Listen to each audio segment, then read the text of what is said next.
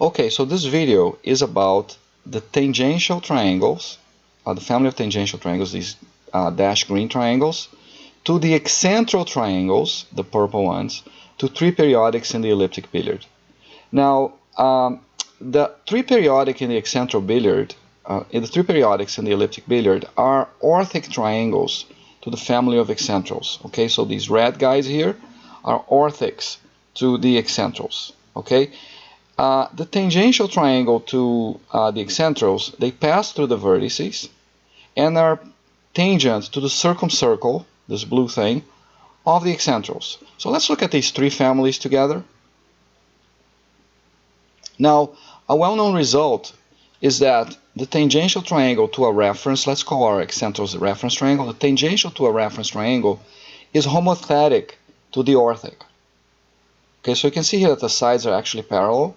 So the sides of the green triangle are parallel to the sides of the three periodics in the elliptic billiard. This is true for any triangle. The tangential triangle is homothetic to the orthic. And the center homothecy is x6 of the reference. Okay? Now, what's cool about this family is that the ratio of homothecy, or homothecy as some people say it, is constant. Okay? So if I were to actually compute the area of, and by the way, this dumbbell curve here is a very interesting locus of the vertices of the tangential over the family. Okay? Now it's very interesting that the ratio of homothecy between the tangential and the orthic of the excentrals, that is to say the three periodics, is conserved in this family. So this ratio of homothecy is conserved. Recall that the perimeter of three periodics or n periodics in the elliptic billiard is invariant. Therefore, the result of this video is that the perimeter, owing to the fact that the ratio of homothecy is conserved, perimeter of this family here, of this dashed green family of tangential triangles, is also conserved. So the ratio of areas of tangential to three periodic is conserved. Therefore, the homothecy is constant. Therefore, the perimeter of this dumbbell curve inscribed family of tangential triangles is conserved. Now, there's a few cool things about this family. First of all, let's see where I have this. So I'm now showing, I believe I'm showing x6 over here, right? So let's go ahead and show a few centers of the tangential triangle. So I'm going to say here tangential. And I'm going to turn off the circumcircle of this family, right? Now the tangential triangle has become blue, it doesn't matter. But what I want to show here is the locus of, for example, its incenter. So let's compute the incenter of this blue triangle here, tangential to the excentrals, and let's watch its locus. It's very rare over our experiments that the incenter will display an elliptic locus. Okay, we can only make this happen when we have a Poncelet family interscribed in a confocal pair of ellipses, for example, the traditional elliptic billiard. But here we're seeing a non-Ponceletian family, this family of tangential triangles, and I say it's non-Ponceletian because obviously it's not inscribed in an ellipse. Recall that Poncelet families are interscribed between two ellipses, right? So this family here is non-Ponceletian. However, the locus of its incenter is an ellipse. That's pretty cool. Okay, now let's move on now to the locus of its barycenter, also an ellipse. You can see here that this little e is indicating that that locus has been detected by the program here as being an ellipse. Let's move on to another really cool result. Let's draw now the locus of the circumcenter, also an ellipse. Okay, let's now draw the locus, and this is of the tangential. Let's draw the locus of the orthocenter, also an ellipse. You can see the E here. And then the circle of 9 points. Okay, the center of the Euler circle, also an ellipse. I can make it be more or less eccentric depending on the aspect ratio of the original family. So I'm getting an ellipse here as well. So 1, 2, 3, 4, 5 ellipses. How about the symmedian point. Symmedian point is not an ellipse. Okay, it's this boxy looking thing. It's actually more complicated than that if I make this system be pretty eccentric.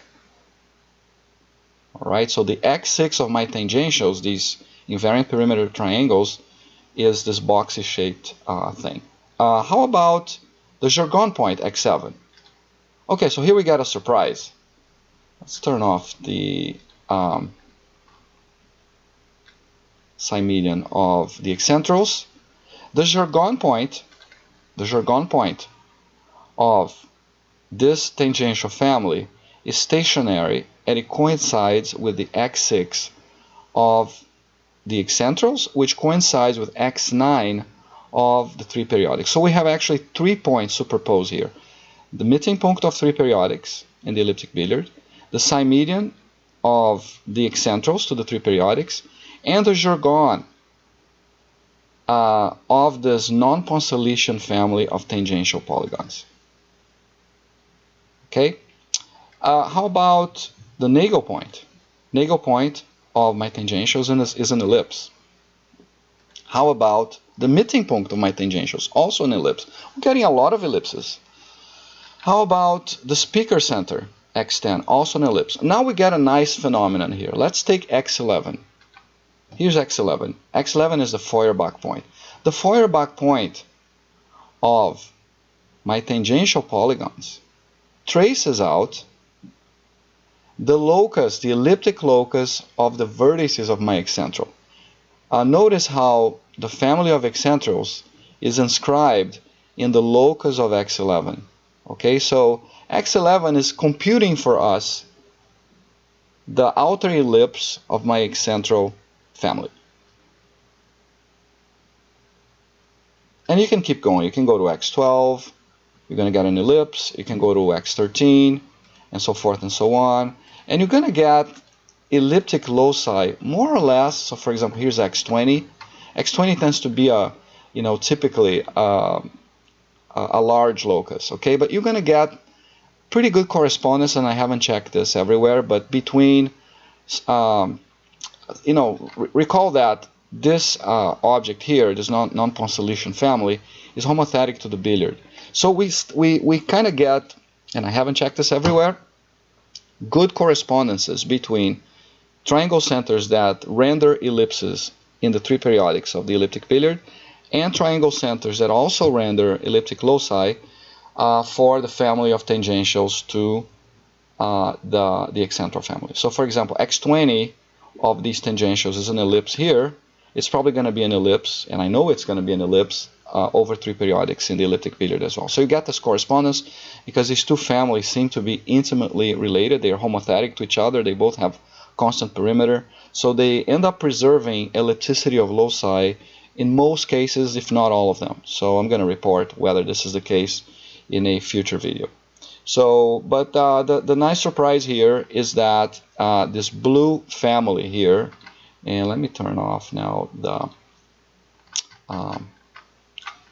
locus of x20. Let's just look at this family.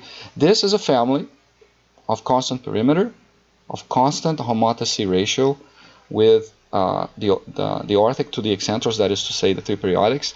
Oh, and one more thing, let's look at the caustic.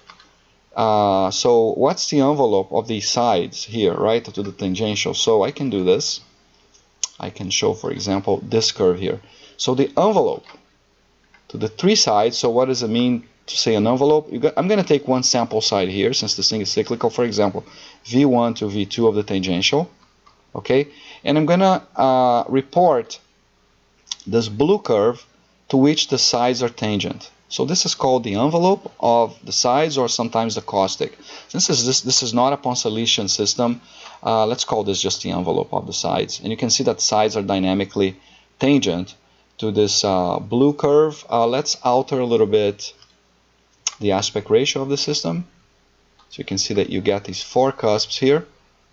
Okay, and it looks like the envelope is tangent to the dumbbell-shaped green locus of the vertices everywhere. Let's change that aspect ratio. So now we have this situation here where the aspect ratio is low enough that the envelope is interior to the locus of the vertices of the tangential. Okay, so there's going to be a crucial transition here where you touch, right here you're touching, round about here, and at some point you branch out. But then when you branch out, you have these tangency points, right? So it looks like the envelope is tangent to the external locus here, here, here, and here. And then you maintain this property as you become more and more eccentric. Okay guys, see you in the next video.